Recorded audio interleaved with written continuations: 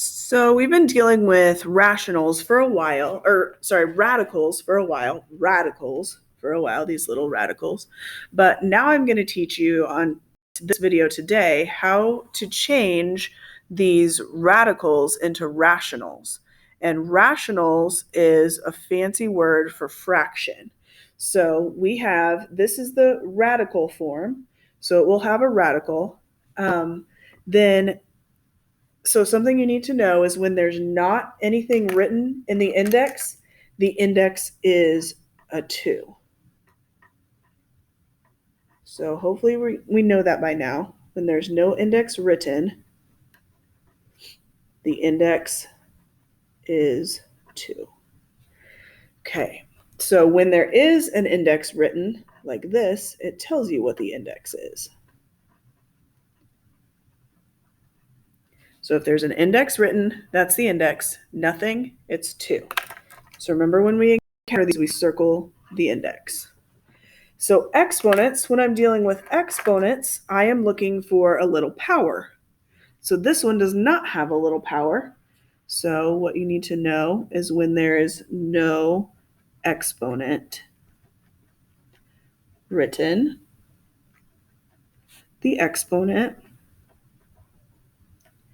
is 1, not 2, 1.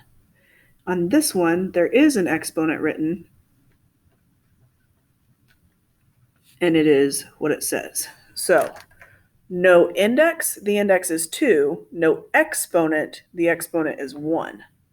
So when you have a radical, this is a radical, you can rewrite it as a rational. Okay, so this is, hang on, let me do some color coding. Okay, that's a little bit better. So sorry a lot of stuff showed up really quick, but let me talk you through this. So when you have a radical, that's this little weird house thing. The number over here to the left, inside that crook there of the elbow or the armpit, that is your index.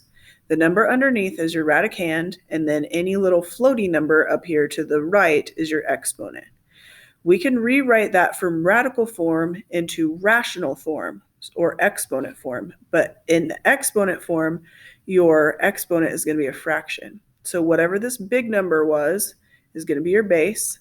The exponent becomes the numerator of your fraction, and the index becomes the denominator of your fraction. So let me show you what I mean by that. So this first example, we have the cube root of x to the second. So if we look underneath the radical,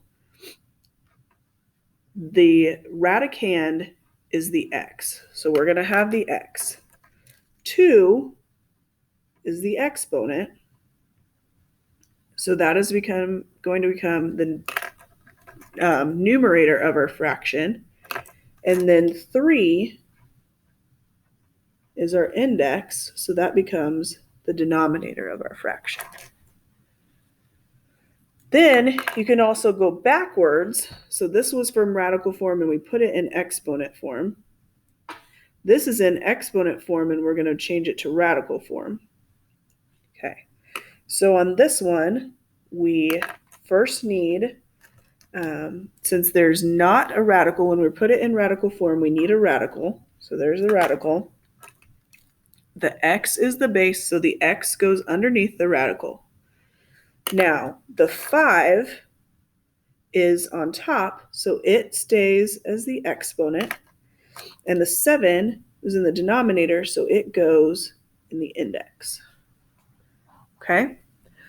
So a lot of your assignment today, well, not a lot, but some of your problems are just going to be this. Just switch it back and forth to different types. So this next one is in radical form. I know it's in radical form because I see the radical. So I'm going to change it to exponent form. So I'm going to have my x, and I know I'm going to have a fraction for its exponent. Well, the only number I see is this 5. The 5 is the index, so I know it goes in the denominator. What I don't know is what goes in the numerator, because there's no exponent. Well, up here, remember when we said there's no exponent, the exponent is 1. So that tells me there's a little 1 right here, even though it wasn't written. So my fractional exponent is going to be 1/5. This next one is again in exponent form. So I'm going to put it in radical form. So in order to put it in radical form, I need a radical. And inside my parentheses is going to be a 2x, so that goes underneath my radical.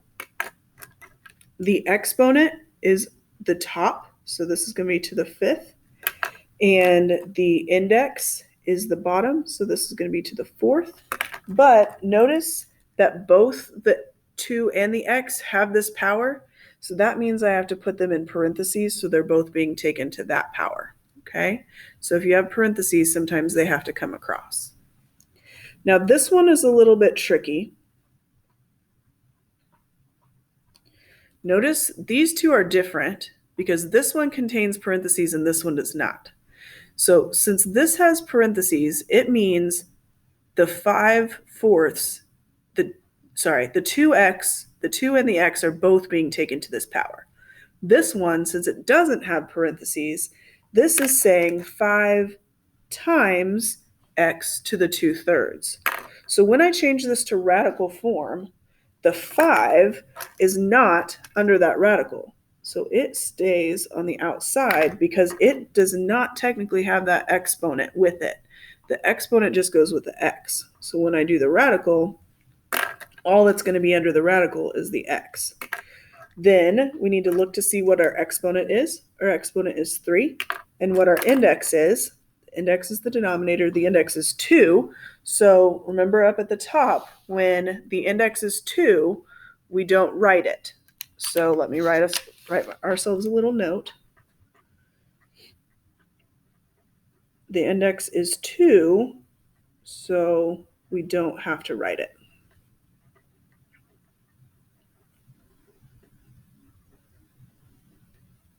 Oh, that wasn't even on the screen. The index is 2, so we write it. All right, 3 examples to do for these. So what happens here is we have something to an exponent and then to a second exponent. But notice this exponent is a fraction. So when we do this, we are going to change, using that fraction, change it to radical form. So if I do this, I am going to have a square root. Why a square root? Because my index is 2, so I don't have to write it. Underneath there, I have m to the 6th, and then that all is being taken to the 3rd power. So I'm going to put all of that in there and do the 3rd power on the outside. So you might be going, Mrs. Black, why does it have to have parentheses? Technically it doesn't, but I want you to do the radical first, because if you take something to a power to another power, it just gets really big. So what I want you to do is take the radical of the m to the 6th, and then we'll take it to the power. So when we are looking to simplify something, so we're going to ignore this to the 3rd power real quick and just worry about square root of m to the 6th.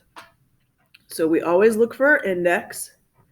Our index is 3. Nope, that is our power. Our index is 2 because there's nothing written there. So underneath here, what do we have? We have 6 m's.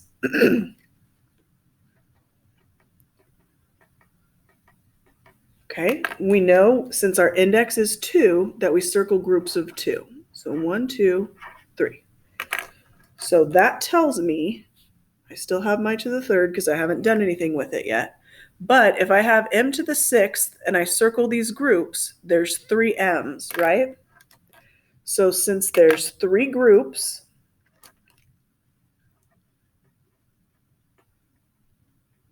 and there's none left, that means I have m, m, m.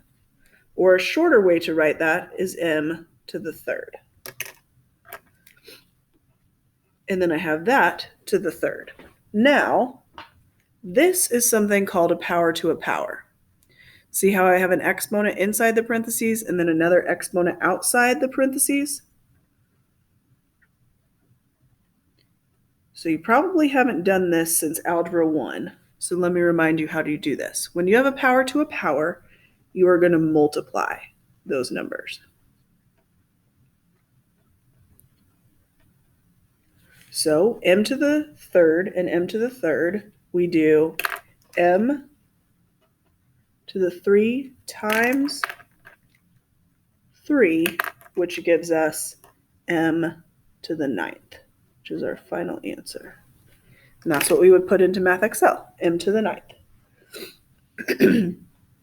Okay, next one, same basic principle.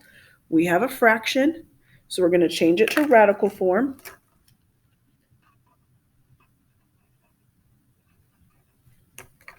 So we have to have a radical.